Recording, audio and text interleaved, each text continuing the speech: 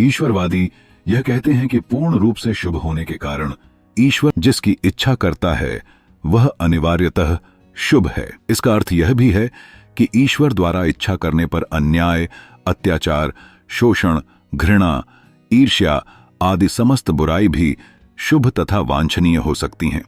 परंतु हमारे लिए इस निष्कर्ष को स्वीकार करना संभव नहीं है, क्योंकि यह हमारे सामान्य नैतिक सिद्धांतों के विरुद्ध है। इस प्रकार हम किसी गुण या कर्म को केवल इसलिए शुभ नहीं मान सकते कि ईश्वर उसकी इच्छा करता है।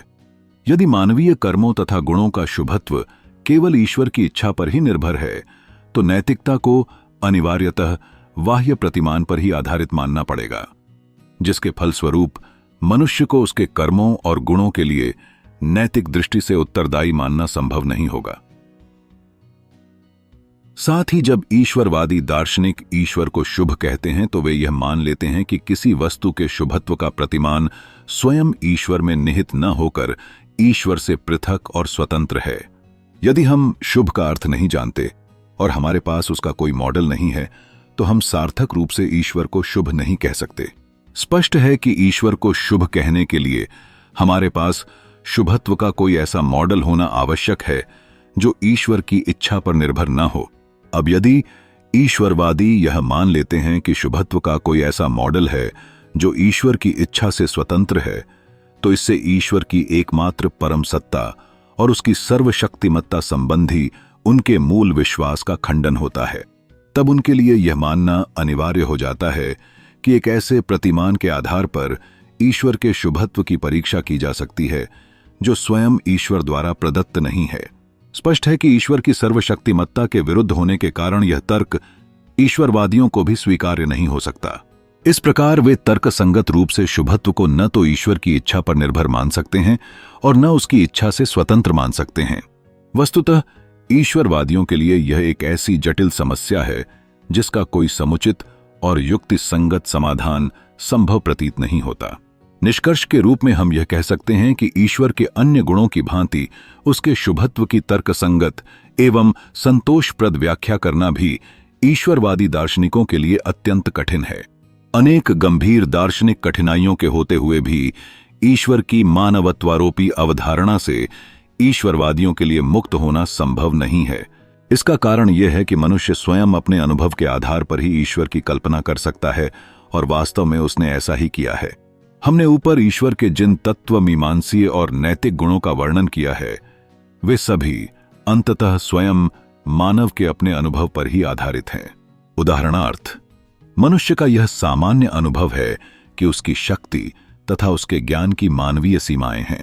इसी प्रकार मनुष्य अपने अनुभव से यह भी जानता है कि वह एक समय में किसी एक स्थान पर ही उपस्थित हो सकता है। इसके अतिरिक्त मनुष्य को यह भी ज्ञात है कि उसमें प्रेम, क्षमाशीलता, करुणा, उदारता, न्यायशीलता, परोपकार आदि जो नैतिक गुण हैं, उनकी मात्रा अनिवार्यतः सीमित है। मानव की मरणशीलता भी एक ऐसा कटु सत्य है जिससे वह अपने अनुभव द्वारा भली भांति परिचित है। वह इस संसार में कुछ ही समय तक जीवित रहता है और फिर उसकी मृत्यु हो जाती है। मृत्यु की यह अटलता उसके जीवन को अनित्य बना देती है और वह अमरता का आकांक्षी बन बैठता है।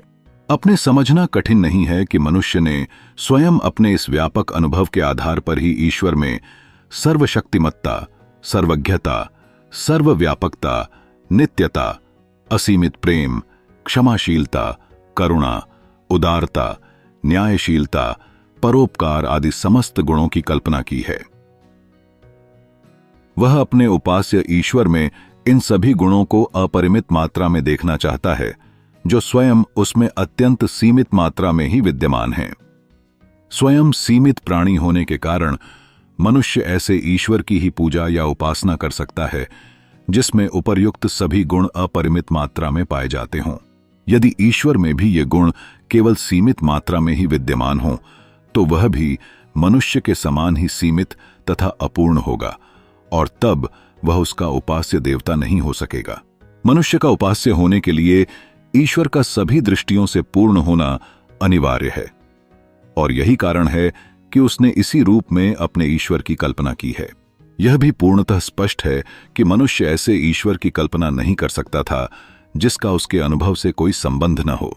वह अपने उपास्य ईश्वर में केवल उन्हीं गुणों को आरोपित कर सकता था जिनका स्वयं उसे अनुभव था और जिन्हें वह अपने लिए मूल्यवान तथा वांछनीय मानता था।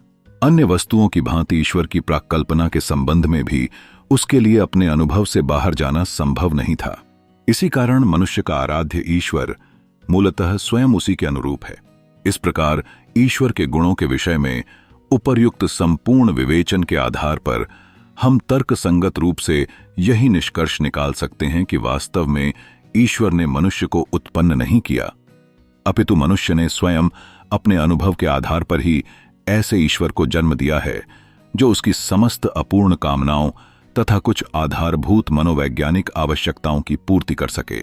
ईश्वरवादी दार्शनिकों के लिए ईश्वर के अस्तित्व का सबसे मुख्य अर्थ यह है कि ईश्वर की सत्ता में उन्हें एक ऐसा मानक मिल जाता है जिसके अनुरूप वे अपने जीवन का अर्थ निर्धारित कर सकते हैं, और जो कि ईश्वरीय सत्ता के रूप में यह मॉडल पूर्व निर्धारित रूप से प्राप्त हो जाता है।